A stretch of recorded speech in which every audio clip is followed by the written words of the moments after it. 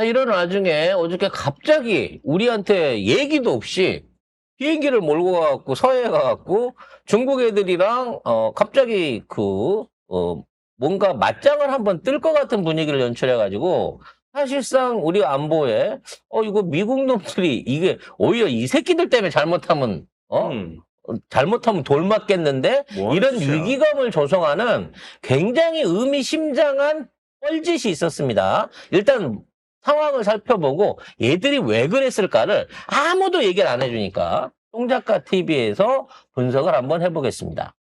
주한미군 전투기 여러 대가 오산 기지를 이륙해 서해 한중 방공 식별구역 중간 지점까지 진입을 했습니다. 미군 전투기가 접근하자 중국군 역시 즉각 전투기로 대응 출격을 했는데요. 양측이 서해상에서 대치하는 긴박한 상황이 연출이 됐습니다. 원래 방공 식별구역에 근접 비행을 할 경우에는 미리 계획을 알리는 게 국제적 관행임에도 불구하고 주한미군은 중국은 물론이고 한국 군 당국에도 훈련 계획을 사전에 알리지 않았습니다. 심지어 동맹인 우리한테도 안 알렸습니다. 독단적으로 비행기를 띄운 거예요. 그래서 우리 군은 상황을 파악한 후에 즉각 주한미군 측에 훈련 중단을 요구했습니다. 이 새끼들이 쳐돌았나 남의 땅에서. 중국 전투기도 이제 날라왔거든요. 그래가지고 서해에서 우리 대치 상태가 된 거야. 그러다가 별 일이 없이 끝났긴 했는데 이게 말이 되나? 주한미군이? 왜 이런 짓을 먼저 하지? 서로 한 방 쐈으면 사실상 아니 남의 나라에서 뭐 하는 짓거리야. 해방 이후 새끼들. 해방이란데 정전 이후 최초로 미국과 중국 간에 공중전이 발발할 뻔한 상황이었어요. 그러니까 굉장히 위기 상황이 나온 건데 이게 우리한테도 얘기 없이 미군 측에 일방적인 도발이 있었다는 면에서 얘네들이 왜 그랬을까에 대한 생각을 좀 해봐야 됩니다. 일단 정치적인 이유에 대한 부분은 뒤로 제껴놓겠습니다. 왜냐면 이게 트럼프라든지 미 행정부의 생각보다는 현재 미 군부를 어느 정도 지금 한국에 있는 특히나 한국 연합군 사령관이나 미군 사령관들을 관할하고 있는 국무부의 매파들이 일종의 테스팅을 하기 위한 이유 때문에 이러한 시험 도발을 해봤다는 게 맞는 예상일 것 같아요. 왜 그랬냐라는 부분을 봐야 되는데, 여러분 기억나시죠? 작년 11월 달에, 미국이 새로운 선을 긋는다 그래서, 네. 우리나라가 들어가느냐 마느냐, 요 부분을 갖고 말을 많이 했었어요. 근데 우리 서해안 앞바다까지, 서해안 한반도를 포함하는 이 지역들을 제1도련선으로 재설정을 했습니다. 즉, 미국이 생각하는 중국하고의 실질적인 경계선은 서해선에 있다는 거죠. 그리고 이 서해선의 연장은 쉽게 말해서 대만 침공에 대응해야 되는 또는 대만을 놓고 벌어질 수 있는 그러니까 주한미군과 중국군과의 군사적인 충돌 지점이 될 수 있는 경계선이기도 합니다. 근데 역대적으로 지금까지 미군하고 중국군이 공식적으로 서로 붙어본 예는 없습니다. 간접적인 전쟁은 해봤으나 직접적인 전쟁이라든지 양쪽 국가들의 이게 어떤 충돌, 특히나 공군 전투기에서의 충돌은 없었다는 것이죠. 그러니까 사실은 몰라요. 상대가 어느 정도 전력을 쥐고 있는지를 모릅니다. 근데 그런 면에 비하면 미국은 상당히 미군의 현재 무기 체계라든지 각종 미사일 체계 같은 것들이 많이 공개가 돼 있죠.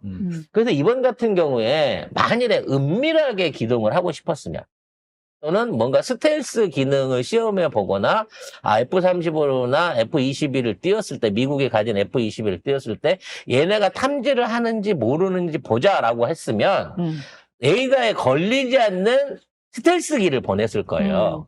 근데 이번에는 대놓고 F-16 같은 눈에 보일 수밖에 없는 비행기 10대를 보낸 겁니다. 한 대만 보낸 것도 아니고. 그러니까 중국 입장에서는 깜짝 놀랄 상황을 맞이한 거죠. 그래서 바로 중국에서 그 대응으로 중국 전투기들이 날아오는 겁니다.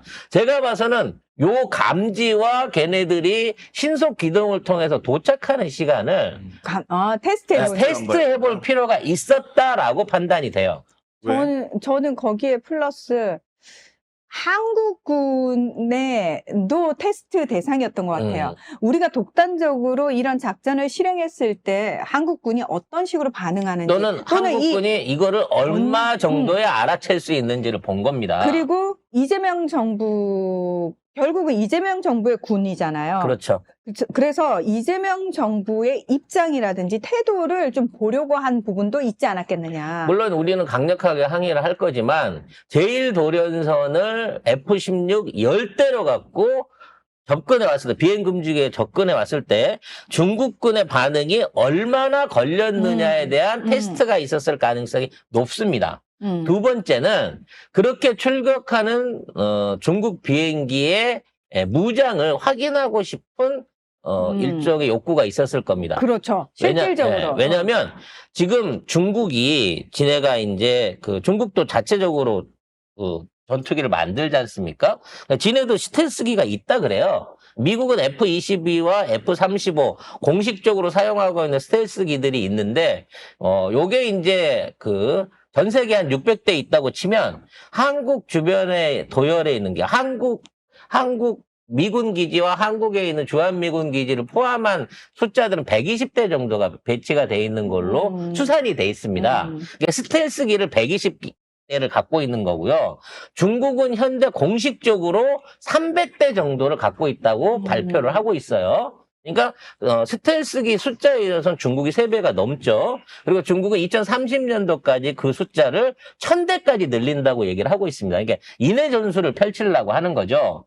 문제는 양쪽 비행기가 서로 교전을 벌였을 때 그 스텔스 성능이라든지 레이더 성능 또는 서로 공대공 미사일 성능에서 얼마나 전력 차이가 나느냐 이 부분에 대한 걸 테스트를 해야 되는데 그러려면 비 오는 날 했었어야지. 아니 그거보다는 걔네들이 뭔 무장을 실제로 차고 있는지를 확인하고 싶었을 거예요.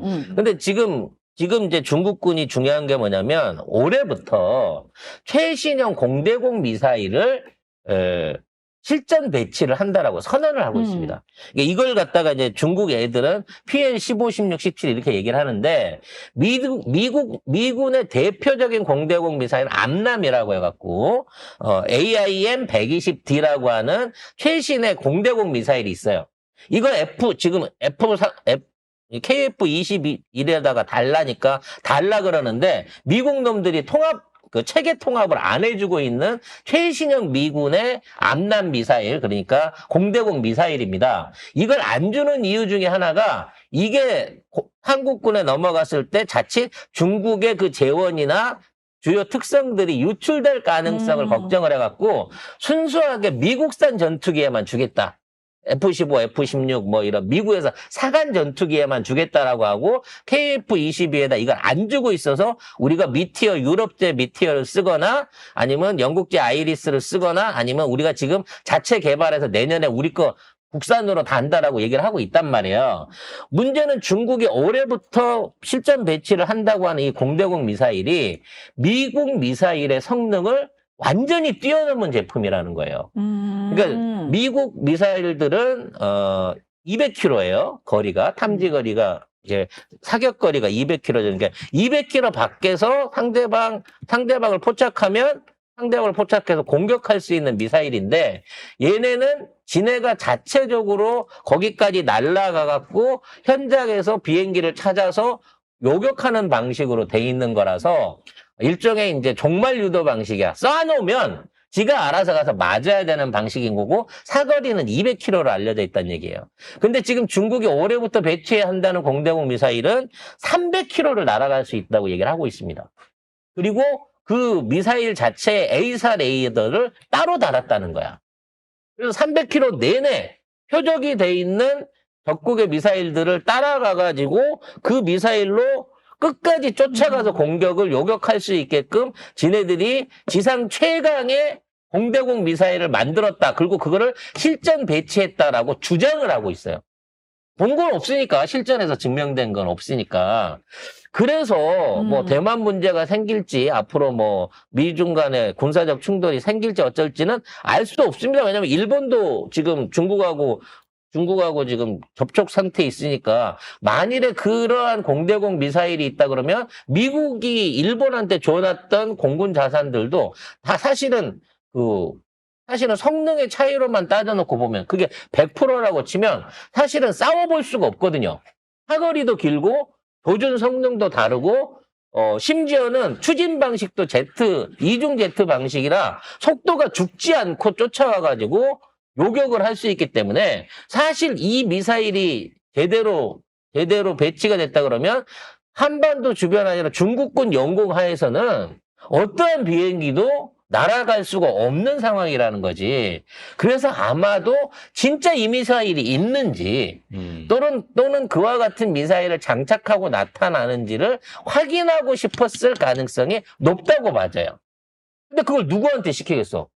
만일에 우리나라 비행기나 일본 비행기한테 시킨다 그러면 이건 중국 입장에서 지랄 난리를 치거나 국제적인 분쟁이 될 수 있는 상황이기 때문에, 마치 훈련 삼아서 슬쩍 왔다 간 것처럼 요렇게 중국의 최신형 공대공 미사일들을 시험해 볼 목적이 아니었겠느냐라고 하는 군사기밀을 여러분들한테 지금 설명을 드리고 있는 겁니다. 어쨌든 중국이 어떻게 반응하는지 한번 보자. 근데 몇 대가 나오는지 지금 어떤 분위기를 보니까 일단 실전 배치를 못한 것 같아요. 중국이? 말로만 그런 미사일이 있다고, PL-15, 16, 17이 있다 뭐 이런 식으로만 얘기를 했지, 실제적으로 그만한 성능이나 이런 것들은 없었던 걸로 확인을 한 것 같습니다. 만일에 그 미사일이 있었다 그러면요, 방공 식별 구역에 진입하기 전에 상호 간에 서로 로크온이 됐을 거예요. 사거리가 충분하기 때문에 그 미사일이 A사 레이더를 통해 가지고 미국 비행기를 조준할 수 있는 충분한 시간과 거리를 확보한 상태였을 거라는 거지. 근데 그런 로크온이 없었다는 거죠. 따라서 중국이 큰소리 쳤던 PL-15, 16 이와 관련한 최신형 공대공 미사일은 아직까지 실전 배치 단계가 아니다라고 하는 것까지 미국은 확인을 한 것 같습니다. 자, 아무튼 요건 해프닝으로 끝나긴 했었습니다.만 중국 공군의 사실상의 패배다라고 확인할 수 있는 얘기일 거고요. 조용히 묻혀지긴 하겠지만 아마도 미국 공군은 그에 대비한 이 중국 공군 전체의 대치라든지 출격했던 미사일의 무장 상황, 레이더의 거리 뭐 이런 것들을 이번에 면밀하게 다 조사를 해가가지고 새롭게 공군 작전 능력을 조정하는데, 또는 우리나라나 일본 공군에 대한 중국 전투기와 무장에 대한 부분에 대한 데이터들을 새롭게 정리해서 조만간 발표할 것으로 예상이 됩니다. 근데 이제 미군 애들이 우리나라에서 이 지랄을 하고 있으니까 이게 괜히 이러다가 미군 때문에 전쟁 나갔어. 그러니까 깜빡 진짜 중국 애들이 지금 시국도 그렇고 하니까 거기서 로콘 걸어서 진짜 그 미사일이 있어서 쏴버렸으면 그러니까. 이거 격추되는 거예요, 그냥. 항공식별구역 안에서. 근데 그런 일은 없었다라는 게 천만다행이라고 생각되고요. 앞으로 또 그런 도발질 할 거면 우리한테 꼭 허락받고 해! 라고 하는 부분에서도 뭔가 좀 따끔한 얘기를 해줘야 될 것 같아요. 이 전시작전권 2028년도 연초에 완전 회수하는 걸로 지금 합의가 돼 있거든요. 그러니까 올해까지 실무적인 조사 끝내고 내년부터 이항이 시작돼서 2028년 1월 1일이면 우리가 전시작전권을 회수하게 돼 있습니다. 근데 이거를 설날 명절 전에 우리 정부가 미국이랑 합의를 했는데 뉴스가 전혀 안 나오더라고요. 아마도 이 새끼들은 28년 안에 또 어떻게 해가지고 또 연장하겠지 라고 생각을 해서 그런지 이런 얘기를 안 하고 있었다라는 점도 짚고 넘어가도록 하겠습니다.